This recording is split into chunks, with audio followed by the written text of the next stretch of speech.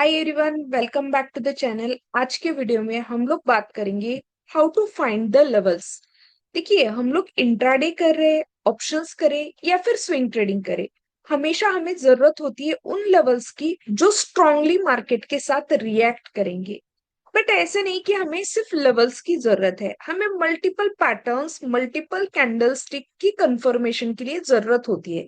But जिसपे हम लोग सबसे ज्यादा लिक्विडिटी देखते हैं वो होते हैं स्ट्रॉन्ग लेवल्स या वीक लेवल्स के पास, जब मार्केट रिएक्ट करती है क्विकली। अब इन लेवल्स के अंदर सबसे पहले हम लोग बात करेंगे how to find a support and resistance. देखिए, जब सपोर्ट एंड रेजिस्टेंस की बात होगी, जब हम लोग इसके ऊपर काम करेंगे, तो फर्स्ट ऑफ ऑल तो हमें ट्रेड करते वक्त सपोर्ट एंड रेजिस्टेंस को as an single line draw नहीं करना है। जब हम लोग बात करते हैं कोई भी स्टॉक जब सपोर्ट एंड रेजिस्टेंस के पास ट्रेड होता है, तो याद रखना इसका मतलब है उन लेवल्स के पास, सपोर्ट एंड रेजिस्टेंस के लेवल के पास सबसे ज्यादा मार्केट के अंदर लिक्विडिटी बनी है। लिक्विडिटी का मतलब होता है वो लेवल्स जिसके ऊपर सबसे ज्यादा स्टॉप लॉसेस पेंडिंग होते हैं यहाँ पे रिटेल ट्रेडर्स के, जिसको हिट करने के लिए हमेशा इंस्टीट्यूशनल ट्रेडर आते हैं। अगर हम लोग सपोर्ट एंड रेजिस्टेंस की बात करेंगे, इसको हम लोग चार्ट्स पे भी समझेंगे आगे चल के। तो हमें क्या करना है, अगर प्राइस हमारी, देखिए, एक सपोर्ट एंड रेजिस्टेंस के बीच में ट्रेड कर रही है, तो इसका मतलब है यहाँ पे सबसे ज्यादा लिक्विडिटी है। जो लिक्विडिटी काफी बार हो सकता है कि पहले लिक्विडिटी ली जाएगी। अब यहाँ पे किसकी लिक्विडिटी है? ऐसा पर्सन जिसने रिवर्सल पे ट्रेड लिया है। जब इसने ट्रेड लिया था रिवर्सल पे, तो उसने क्या किया था, यहाँ पे ट्रेड लेते वक्त उसने अपने कैंडल के लो पे या फिर स्विंग लो पे यहाँ पे अपना स्टॉप लॉस रखा था। ये स्टॉप लॉसेस जो होते हैं वो बड़े इंस्टीट्यूशनल को हमेशा पता होते हैं। इसलिए हमेशा क्या होता है, मार्केट थोड़ा सा नीचे आती है और दोबारा हमारे डायरेक्शन में ही चली जाती है जब हम लोग साइडवेज मार्केट में on the basis of support resistance trade करते हैं। तो यहाँ पे बायर्स के सारे स्टॉप लॉसेस चले जाते हैं due to the liquidity grab. Second चीज ऐसे होती है कि साइडवेज मार्केट में जब हम लोग रेजिस्टेंस पे सेल ऑफ करने का ट्राई करते हैं, तो थोड़ा सा मार्केट नीचे तो आता है बट दोबारा ऊपर जाता है और हमारा स्टॉप लॉस लेने के बाद ये नीचे आता है। ये भी हमेशा याद रखना, यहाँ पे सेलर्स की, जो सेलर्स होते हैं जिन्होंने सेल किया है, उनके स्टॉप लॉसेस यहाँ पे ऊपर की तरफ है और वो स्टॉप लॉसेस लेने के बाद बिगर मोमेंटम आएगी मार्केट में। तो हम लोग हमेशा ट्रेड करते वक्त ट्राई करते हैं, एक तो कंफर्मेशन की बात करें या फिर रिटेस्ट की बात करें। रिटेस्ट का मतलब होता है एक बार थोड़ा सा ऊपर जाने दो, वो ऊपर जाने के बाद दोबारा उन लेवल्स पे मार्केट जरूर आती है एक बार टच करने के लिए, तो ये रिटेस्ट की लेवल कही जाएगी। और इन्हीं रिटेस्ट के लेवल्स पे हम लोग यहाँ पे बाइंग और सेलिंग के डिसीजन लेते हैं on the basis of support and resistance. जब हम लोग ट्रेड करते हैं, हम लोगों ने पहले बात की है कि सपोर्ट एंड रेजिस्टेंस किस तरीके से फाइंड आउट करना है। देखिए, जब हमें support and resistance find out करना है, तो कोई भी चार्ट हो, मैं ये एजुकेशनल पर्पस के लिए यूज कर रही हूँ, तो मैं यहाँ पे इस चार्ट का आपको नेम नहीं दिखाऊंगी। तो ये याद रखना, आपको इसी तरीके से कोई भी चार्ट हो, इसके लिए support and resistance find out करना है। आपको देखना है कि मार्केट के अंदर प्रीवियसली डेटा सबसे ज्यादा, एक तो मल्टीपल टचेस कहाँ पे हुए हैं या फिर कहाँ से मार्केट ऊपर गई है। याद रखना, जिस भी पॉइंट से, लाइक इस केस में यहां से मार्केट ऊपर गई है, तो क्या ये जो एरिया है वो क्या हमें ऐसे एक लाइन की तरह ड्रॉ करना है? नहीं, याद रखना, आपको कभी भी एज एन सपोर्ट एक सिंगल लाइन ड्रॉ नहीं करनी है। आपको उस कैंडल का हाइट या फिर छोटा सा एक जोन बनाना है जो आपको हेल्प करेगा आगे चल के इस एरिया को आइडेंटिफाई करने में। देखिए, अगर मैं थोड़ा सा इसे बैक में लेके जाती हूँ, तो यहाँ पे इसी जोन पे मार्केट आई है, प्रीवियस सपोर्ट जोन जो था, और यहीं से मार्केट ने इस रेंज में आने के बाद यहाँ से ऊपर जाना ट्राई किया है। इसको कहा जाता है सपोर्ट जोन मार्केट का। जो कभी भी आपको सिंगल लाइन पे ड्रॉ नहीं करना है। काफी बार मार्केट इसी सपोर्ट जोन में आके आपके एसएल लेती है, लिक्विडिटी जिसे कहा जाता है। तो ये याद रखना, इस जोन के पास सबसे ज्यादा लिक्विडिटी होती है मार्केट में, जिसको हंट करने का मार्केट ट्राई करती है। अगर मैंने यहाँ पे सिंगल एक लाइन ड्रॉ करी होती प्रीवियस सपोर्ट्स के लिए, देखिए अगर मैं यहाँ पे सिंगल लाइन ड्रॉ करती और दोबारा इन्हीं लेवल्स पे ट्रेड लेती तो रिटेस्ट के अंदर मेरा एसएल चला जाता, क्योंकि जोन से थोड़ा सा नीचे मार्केट आई है और यहाँ से लिक्विडिटी ली है। तो आपको कभी भी सिंगल लाइन एज एन आपको सपोर्ट या रेजिस्टेंस ड्रॉ नहीं करना है। आपको एक छोटा सा एरिया बनाना है, ऐसा एरिया जहां से मार्केट ट्राई करेगी रिवर्सल लेने का। तो पहले तो ये चीज हुई कि हमें सपोर्ट जोन पता चला। अब हम लोग बात करेंगे इस सपोर्ट जोन के साथ साथ रेजिस्टेंस जोन कैसे फाइंड आउट किया जाए। जो प्रीवियस हमारी रिसेंट हमारा हाई है, उस रिसेंट हाई से हमें देखना है कि वो जो रिसेंट हाई है उसका आपको एक छोटा सा एरिया ड्रॉ करना है, और वो एरिया के अंदर अगर मल्टीपल टचेस हो तो और अच्छा रेजिस्टेंस जोन उसको कंसिडर किया जाएगा। जैसे कि यहाँ पे मैंने यहाँ पे एरिया ड्रॉ किया है, इसी एरिया में मार्केट दोबारा आई और रिटेस्ट लिया, बट आगे चल के इस एरिया का ब्रेकआउट भी किया गया। बट ब्रेकआउट होने के बाद क्या हुआ, उसी एरिया को यूज किया गया एज एन सपोर्ट। इसको कहा जाता है चेंज इन पोलैरिटी होना, रेजिस्टेंस बिकम सपोर्ट होना। अब ये तो नॉर्मल सपोर्ट एंड रेजिस्टेंस के जोन फाइंड आउट करना हुआ कि प्रीवियस जो भी रिसेंट हाई है, याद रखना जो भी रिसेंट हाई है उसको हम लोग रेजिस्टेंस जोन कंसिडर करते हैं, और रिसेंट जो भी लो है उसको हम लोग सपोर्ट जोन की तरह ट्रीट करते हैं। जस्ट रिमाइंड ये करना है कि आपको कभी भी एक सिंगल लाइन से इसे ड्रॉ नहीं करना है। अब ये तो हुआ कि साइडवेज मार्केट में हम लोगों ने इसे ड्रॉ कर लिया, बट तब कैसे करना है जब ऐसे मार्केट अप साइड पे जा रही है, मार्केट जब डाउन साइड पे जा रही है तो कौन से लेवल्स हमारे लिए इंपॉर्टेंट होते हैं। याद रखना, हमेशा प्राइस जिस एरिया के पास रिएक्ट कर रही है वही आपके लिए इंपॉर्टेंट है। अब अगर मैं यहाँ पे एक एग्जांपल से समझा देती हूँ, पहले तो हम लोग यहाँ पे थोड़ा सा ड्रॉ करके समझ लेते हैं। अगर कोई भी स्टॉक नीचे गिर रहा है तो उसका प्राइस रिसेंटली कहाँ पे ट्रेड हो रहा है, अगर इसका प्राइस इस लेवल पे ट्रेड हो रहा है तो याद रखना इस लेवल पे ट्रेड होने का मतलब है यहां से आपका जो एरिया है उसके नियरेस्ट स्विंग हाई या नियरेस्ट स्विंग लो जो भी होंगे वही हमारे लिए इंपॉर्टेंट एरिया बनेंगे। अगर प्राइस इस लेवल पे ट्रेड हो रही है तो इसका रिसेंट प्रीवियस रिवर्सल लेवल क्या था, ये लेवल था जो हमारे लिए एज एन सपोर्ट एक्ट करेगा आगे चल के। इसी के नीचे लिक्विडिटी हो सकती है मार्केट में। और रिसेंट स्विंग हाई कौन सा था, अब देखिए इसमें दो लेवल्स आते हैं। फर्स्ट आता है ये वाला स्विंग हाई जो जहां से रिसेंटली मार्केट गिरी है, तो ये हमारे लिए एज एन रेजिस्टेंस एक्ट होगा। रिसेंट स्विंग हाई जो होगा जो हमारे लिए रेजिस्टेंस एक्ट होगा, और रिसेंट स्विंग लो जो होगा जहां से मार्केट ने रिवर्सल लिया है वो हमारे लिए सपोर्ट की तरह एक्ट होगा। बट अगर मैं इसके अंदर बात करूं तो काफी बार मार्केट इस लेवल का भी रिएक्ट करती है जो as an change in polarity use होगा मार्केट में। इसमें क्या होगा, मार्केट थोड़ा सा ऊपर तो चली जाएगी तो यहां से मार्केट के दो लेवल्स बनते हैं। एक तो मार्केट इस लेवल से नीचे आ जाए, यहां से रेजिस्टेंस ले, या फिर मार्केट थोड़ा सा और रेजिस्टेंस के पास जाके दोबारा नीचे आ जाए। तो जब मार्केट इस तरीके से डाउन साइड पे चलती है तो उसके लिए दो लेवल्स इंपॉर्टेंट होते हैं। एक तो प्रीवियस स्विंग हाई जो रेजिस्टेंस की तरह एक्ट होगा मार्केट में, और सेकंड होता है प्रीवियस स्विंग लो जो चेंज इन पोलैरिटी सीआईपी की तरह एक्ट हो सकता है। एंड रिसेंट सपोर्ट ऑलवेज याद रखना पड़ेगा आपको, क्योंकि इसी के पास सबसे ज्यादा लिक्विडिटी रहेगी। ये तो हुआ हम लोगों ने डाउन ट्रेंड के लिए। देखिए मतलब अगर मेरी प्राइस यहाँ पे चल रही है तो रिसेंट स्विंग लो कौन सा है, यही मेरे लिए सबसे इंपॉर्टेंट रहेगा।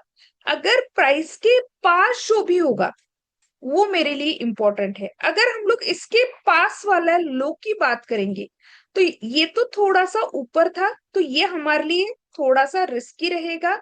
अगर हम लोग इसको कंसिडर करके सेल ऑफ करने का ट्राई करेंगे तो मुझे प्रीवियस थोड़ा सा पुराना चार्ट में जाके देखना है कि मेरे लिए कौन सा स्विंग लो सबसे इंपॉर्टेंट है जो मेरे लिए हेल्प करेगा। तो मैंने देखा कि यहाँ पे इस लेवल को मार्केट ने रिस्पेक्ट किया है, तो ये जो प्रीवियस लेवल था इसी का use resistance that is change in polarity के लिए किया है।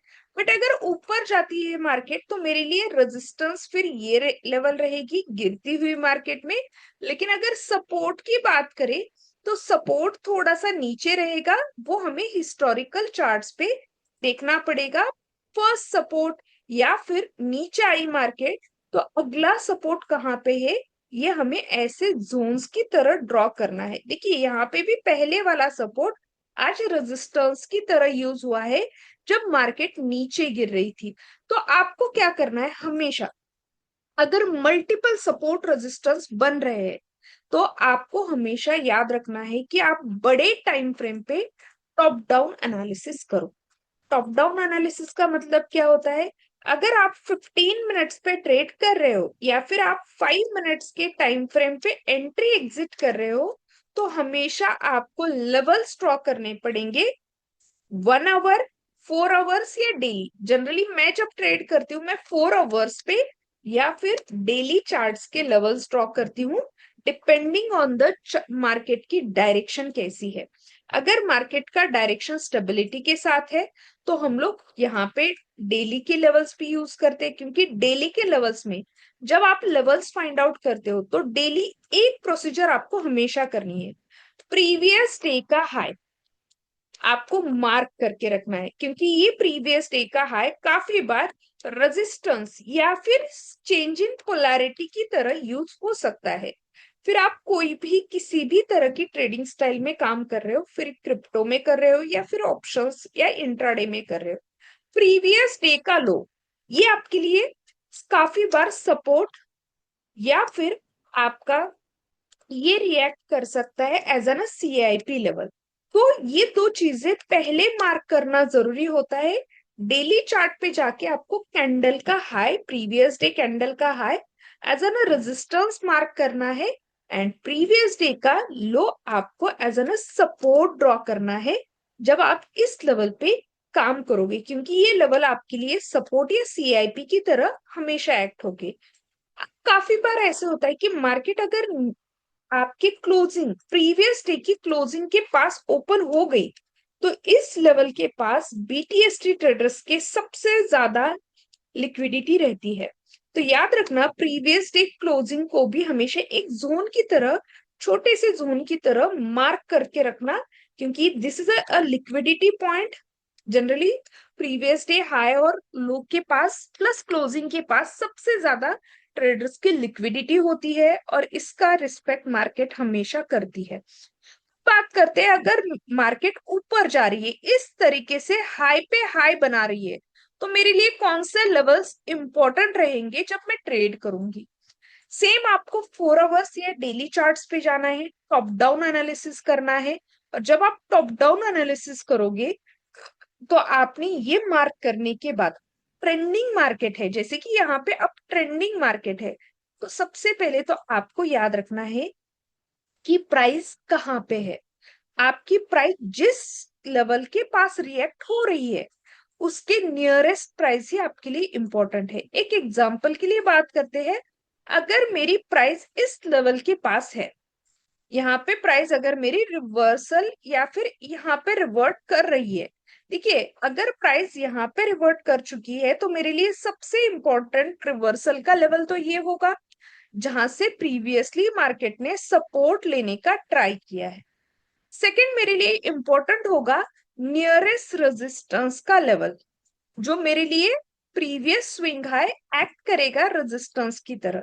ये मेरे लिए इंपॉर्टेंट लेवल्स है, क्योंकि जब मैं यहाँ पे काम करूंगी तो काफी बार ऐसे होगा कि मार्केट इन जोन्स का रिस्पेक्ट करेगी। किस तरीके से मार्केट इन जोन्स का रिस्पेक्ट कर सकती है, एक तो मार्केट यहीं से रेजिस्टेंस ले जो प्रीवियस स्विंग हाई था, या फिर ऐसे हो सकता है कि मार्केट थोड़ा सा ऊपर चली जाए और इस लेवल का use as a liquidity point करके यहीं से रिटेस्ट करके ऊपर चली जाए। इस लेवल का यूज फिर हमारे लिए प्रीवियस रेजिस्टेंस का यूज होगा सपोर्ट के लिए। तो जब ट्रेड करेंगे ना, तो पहले देखना है प्राइस किस लेवल के पास है। जिस लेवल के पास है उसका nearest swing high and nearest swing low हमारे लिए as an support and resistance की तरह एक्ट होंगे। जब ये सपोर्ट की तरह एक्ट होंगे तो ये याद रखना इसके नीचे लिक्विडिटी ज्यादा है। ये रेजिस्टेंस की तरह एक्ट होंगे, ब्रेकआउट के पास जाएंगे तो पुल बैक होगा या ब्रेकआउट होगा, इसके ऊपर हमेशा मार्केट की काफी सारी चीजें डिपेंडेंट होती है। तो क्या हमें इस लेवल पे आने के बाद तुरंत ट्रेड लेना है?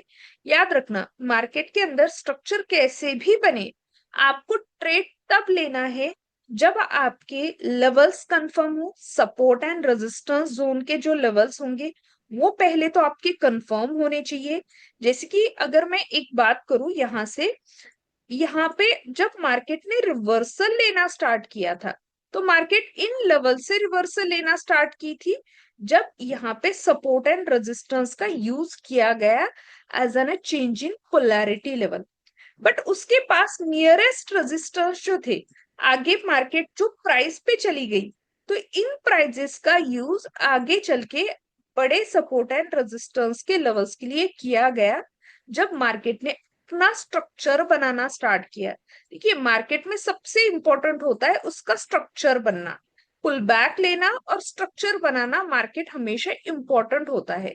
जब मार्केट एक फर्म स्ट्रक्चर बनाती है तो उसके लेवल सबसे ज्यादा इंपॉर्टेंट होते हैं लिक्विडिटी लेने के लिए। यहाँ पे पहले रेजिस्टेंस लिया, थोड़ा सा नीचे आए पुल बैक पे और दोबारा ऊपर गए ताकि यहाँ से ब्रेकआउट करे। पहले इसने बट लिक्विडिटी ली है। जो ट्रेलर थे जहां पे एसएल ट्रेलिंग होती है उनकी पहले लिक्विडिटी ली गई और उसके बाद मार्केट ऊपर चली गई।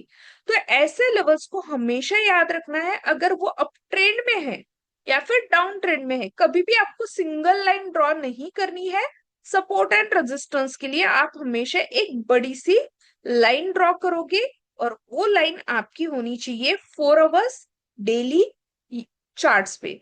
सेकेंडली आपको प्रीवियस डे के लेवल्स भी याद रखने हैं। बात करते हैं ट्रेंड लाइन की।